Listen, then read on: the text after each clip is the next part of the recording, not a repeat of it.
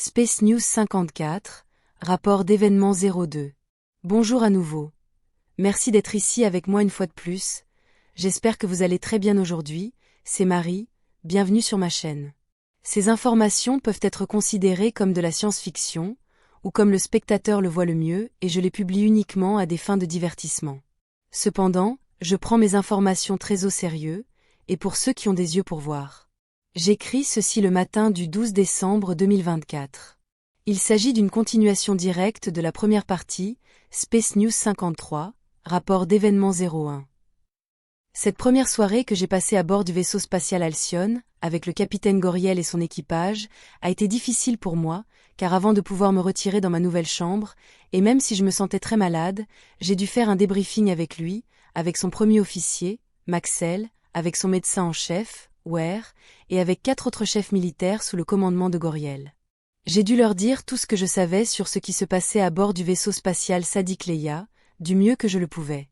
Ils étaient particulièrement intéressés à en apprendre le plus possible sur les supposés agents pathogènes à bord, et sur qui exactement présentait quels symptômes parmi les membres de l'équipage du Sadiq Leia.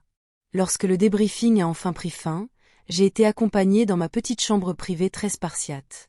Goriel et Maxel sont entrés dans ma chambre avec moi pour m'expliquer comment fonctionnait la porte.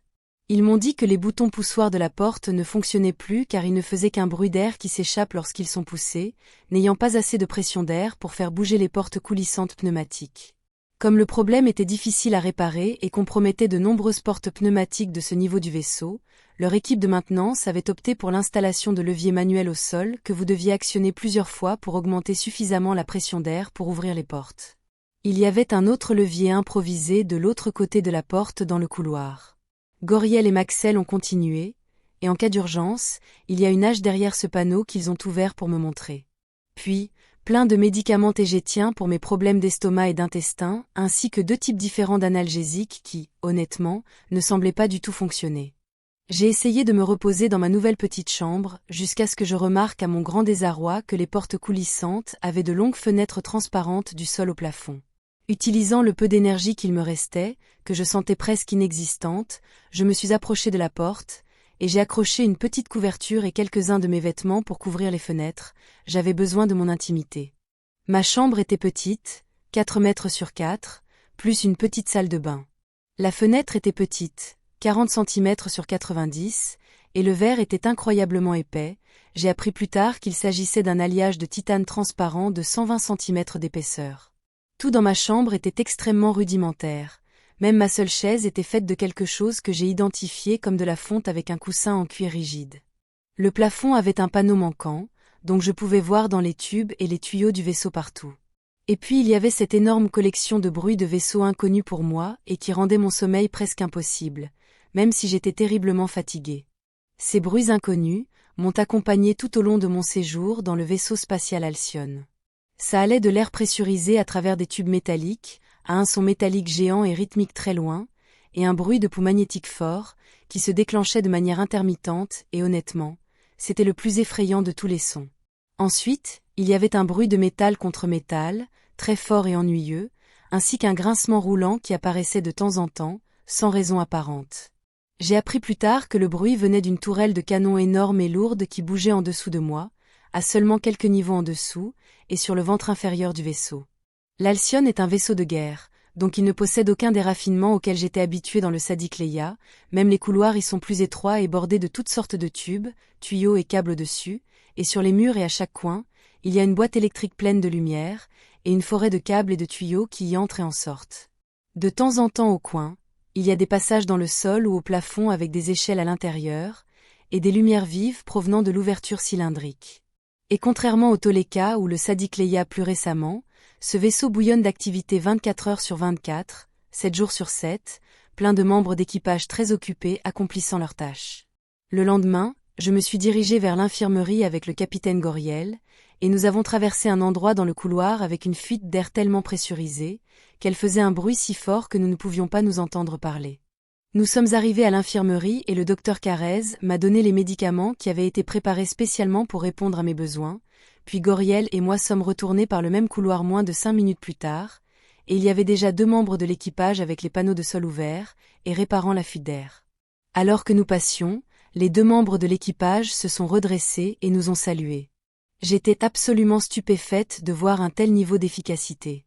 En marchant, j'ai dit à Goriel que j'avais remarqué que l'équipage me saluait en passant, même seul, et je lui ai dit que ce n'était pas nécessaire. Goriel s'est retourné et m'a regardé avec un grand sourire rassurant et a dit « Oh oui, c'est nécessaire, car le respect du rang est essentiel pour maintenir une chaîne de commandement efficace et loyale. Vous êtes notre reine, et vous êtes donc la chef de l'armée tégétienne, personne n'a plus de rang que vous, donc ils doivent vous saluer lorsque vous passez. » J'étais un peu sous le choc car je n'avais jamais reçu autant de respect de toute ma vie, encore moins dans le Toleka ou le Sadikleya, où régnait la familiarité et le mépris, du moins pour la plupart, pas tous. Ici, on me traitait comme la reine que je suis, et j'ai eu du mal à accepter cela une fois pour toutes. Plus tard le même jour, 4 grandes navettes militaires de l'Alcyone sont arrivées au hangar du vaisseau spatial Sadikleya. Même si cela n'aurait peut-être pas été nécessaire, 4 équipes d'assaut hautement entraînées en sont descendues, ainsi que plusieurs véhicules blindés militaires. Soudain, le Sadikleya était inondé avec pas moins de 100 militaires, dont certains ont commencé à y installer une base d'opération avancée dans le pont du hangar. Ils ont levé plusieurs tentes et marqué un périmètre avec quelque chose qui ressemblait à des sacs de sable et des murs de protection portatifs. Ils ont installé des remorques de générateurs électriques et une forêt d'antennes de communication. Ils ont installé un centre de commandement et de communication dans l'une des tentes, et se sont comportés exactement comme s'ils devaient installer un camp de base à la surface d'une planète. J'ai appris plus tard que c'était en raison de leur protocole de pleine indépendance, où il ne devrait pas y avoir besoin de quoi que ce soit du vaisseau spatial sur lequel ils embarquaient. Pendant que certains installaient le camp, les 4 équipes d'assaut, en tenue spatiale complète comprenant des casques pour l'isolation des éventuels agents pathogènes à bord, se sont dirigés vers le pont du vaisseau où ils ont relevé tous ceux qui se trouvaient là de leurs fonctions et ont pris le contrôle total du vaisseau Sadikleya. Alors qu'ils prenaient le contrôle du vaisseau, les équipes militaires de l'Alcyone ont remarqué que le journal de bord du Sadikleya n'avait pas été utilisé depuis plusieurs mois, car il n'y avait pas de nouvelles entrées, ce qui était plus tard signalé comme fortement irrégulier et insinuant une faute. Ensuite, plusieurs dizaines de membres des équipes se sont frayé un chemin à travers le Sadikleya, prenant position dans des endroits clés comme le pont CIC et l'atrium central. Ensuite, les équipes sont arrivées à l'infirmerie où se trouvait la plupart de l'équipage, enfermés en grande partie dans 22 des 25 pods médicaux secs du vaisseau.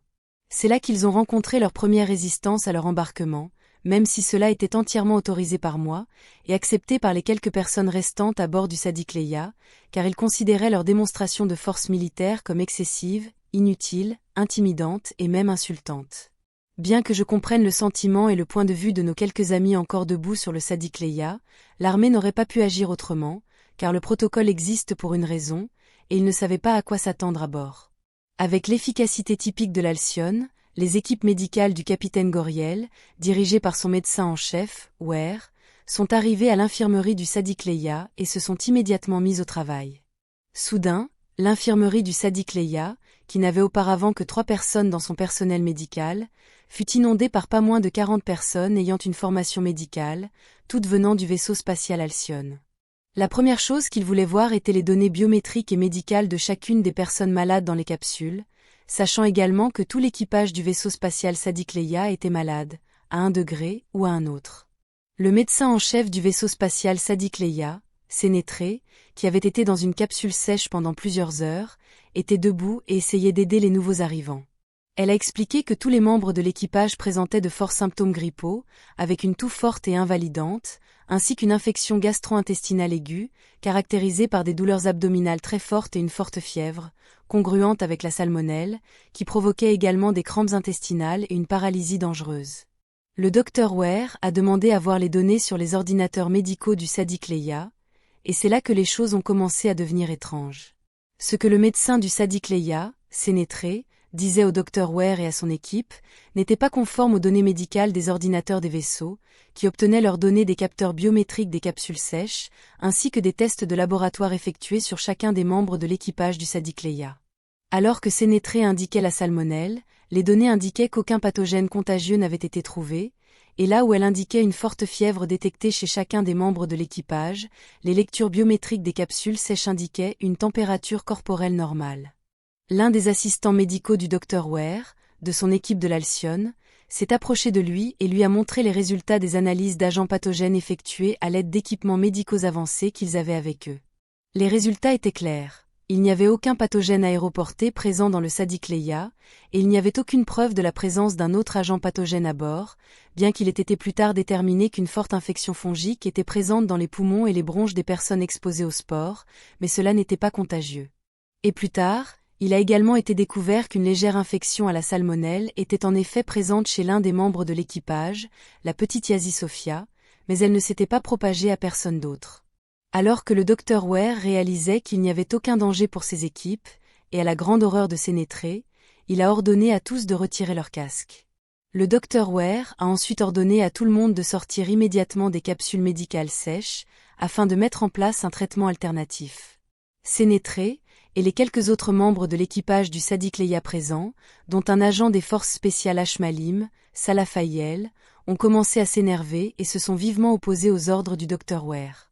Alors qu'ils commençaient à se disputer vivement sur ce qui se passait et sur la manière dont les choses devaient être gérées, Sénétré et ses amis ont commencé à prendre le dessus sur le Dr Ware et son équipe, leur ordonnant de se retirer et de leur obéir, car les membres de l'équipage du Sadiq Leia surclassaient ceux des équipes du vaisseau Alcyon. Le Dr Ware n'a eu d'autre choix que de calmer son équipage et son équipe et de rendre compte à Goriel, Maxel et moi-même, qui suivions ce qui se passait depuis le vaisseau spatial Alcyon à proximité. C'est là que j'ai réalisé que je n'avais pas d'autre choix que de prendre une décision qui allait probablement mettre en colère tous mes amis à bord du Sadiq Leia et peut-être même les retourner contre moi. Par mes ordres, en tant que reine de Tegeta, j'ai annulé ou gelé tous les rangs, titres et rôles de chaque membre de l'équipage du Sadiq Leia. C'était le seul moyen pour moi de m'assurer que le capitaine Goriel, le Dr Ware et son personnel, ainsi que tous les autres membres militaires qui ont embarqué sur le Sadiq Leia, puissent faire leur travail efficacement et sans interférence de l'équipage d'origine de ce vaisseau. Une autre raison importante de révoquer et d'annuler tous les rangs, titres et rôles des membres de l'équipage du Sadiq Leia, venait des conclusions préliminaires gênantes auxquelles le Dr Ware était parvenu. Toutes les preuves recueillies par son équipe médicale indiquaient que ce qui se passait dans le Sadiq Leia était plus cohérent avec une sorte de psychose délirante induite partagée, d'origine inconnue. Alors que le Dr Ware et son équipe continuaient d'informer Goriel, Maxel et moi, l'origine venait très probablement d'un épisode psychotique collectif, causé par un isolement à long terme à l'intérieur d'un vaisseau spatial, en particulier parce que l'équipage du Sadiq Leia était si petit en nombre. Pourtant, le Dr Ware a présenté des preuves solides qu'il y avait quelque chose d'autre. Tout le personnel militaire tégétien, en particulier le personnel médical, est bien informé et a étudié les sujets astraux et les choses considérées comme paranormales sur Terre mais pas à Tegeta. Le Dr Ware est considéré comme une autorité sur les problèmes de santé qui sont générés depuis l'autre côté, ainsi que le reste de son personnel médical, comme le Dr Carez et le Dr Zari également. Le Dr Ware, le Dr Carez et le Dr Zari insistent tous sur le fait que ce qui se passait à l'intérieur du vaisseau spatial Sadiq Leia est fortement congruent avec une attaque astrale forte et élaborée, principalement menée avec des techniques de manipulation guidée, de l'autre côté, et toutes conçues pour nuire aux victimes. Ils ont tous insisté sur le fait que le Dr Sénétré, ainsi que les autres membres de l'équipage du Sadiq Leia présents, étaient tous très malades à ce moment-là, et agissaient tous comme s'ils étaient dans une sorte de transe induite. Alors que les jours passaient, je commençais à me sentir beaucoup mieux et à me remettre de ce qui me faisait du mal. Je pouvais commencer à manger plus de choses sans tomber malade, et mes forces revenaient lentement. Heureusement, on pouvait en dire autant pour chaque membre de l'équipage du Sadiq Leia, bien que certains progressaient mieux que d'autres, des cas étant celui avec la pire santé car il luttait contre une forte infection pulmonaire, ainsi que tout ce qui se passait dans l'estomac et les intestins. En revanche, la personne à bord qui récupérait le plus rapidement était la petite Yazi Sophia, qui sautait déjà sur son lit quelques jours plus tard. Au fil des jours, et après de nouvelles investigations sur ce qui se passait, le Dr Ware, le Dr Carez et le Dr Zari, du vaisseau spatial Alcyon, ont conclu sur ce qui se passait.